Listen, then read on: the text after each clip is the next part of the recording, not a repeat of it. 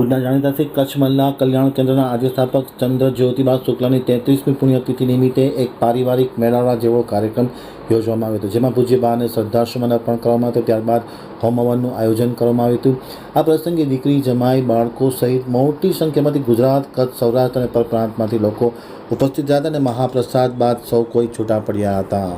શ્રી કચ્છ મહિલા કલ્યાણ કેન્દ્રના આદ્ય સ્થાપક શ્રી ચંદ્ર જ્યોતિબા શુક્લાની 33મી પુણ્યતિથિ નિમિત્તે આજરોજ સવારે 10 કલાકે તેમને શ્રદ્ધાસુમન અર્પણ કરવા માટેના કાર્યક્રમનું આયોજન કરવામાં આવ્યું હતું. તેમની પ્રતિમાને હારારોહણ કરવામાં આવ્યું હતું. ત્યારબાદ આર્ય સમાજ હવન કરવામાં આવ્યું હતું અને સંસ્થાના દીકરી, જમાઈને પ્રસાદી રૂપે સંસ્થા તરફથી એક ઉપહાર પણ આપવામાં આવ્યો હતો. ત્યારબાદ 12:30 કલાકે ભોજન સમારંભનું આયોજન કરવામાં આવ્યું હતું. ભોજન સમારંભના દાતા તરીકે ગંગા સ્વરૂપ પેમિલાબેન અજીતભાઈ બજરિયા મુંબઈવાળા તરફથી અનુદાન આપી અને સેવા કરવામાં આવી હતી, એમ કમળાબેન વ્યાસ પ્રમુખે આમતક ટીવી સાથેની વાતચીતમાં માહિતી આપતા જણાવ્યું હતું.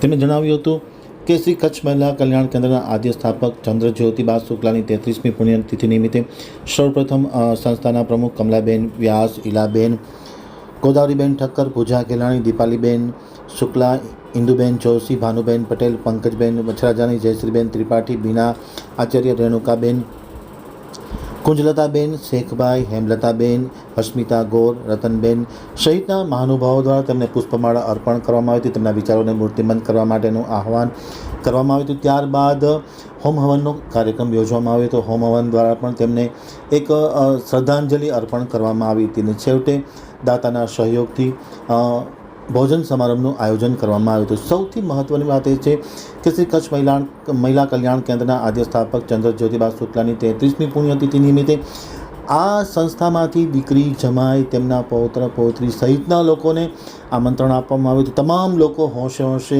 આ કાર્યક્રમમાં ઉપસ્થિત રહ્યા હતા. પરપ્રાંતમાંથી પણ આ સંસ્થામાં રહી અને જે એક કલાના કૌવત દેખાડવામાં આવ્યા છે તે તમામ લોકો આ સંસ્થામાં ઉપસ્થિત રહ્યા હતા અને પૂજ્ય બાને તિથિ નિમિત્તે શ્રદ્ધાસુમન અર્પણ કરવામાં આવ્યા હતા.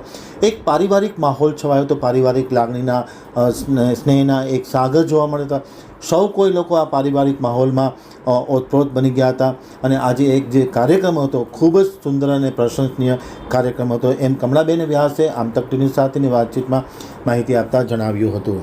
અંદાજિત બધે ટોટલ થઈને લગભગ 250 થી 300 દીકરા, દીકરી, જમાઈ અને દીકરીઓ અને બાકી અમારો કારોબારી સભ્ય અને બાકી આમંત્રિત મહેમાનો એમ કરતાં લગભગ 300 જેટલી સંખ્યાની અંદર આજે અમે આ કાર્યક્રમનું આયોજન કર્યું છે.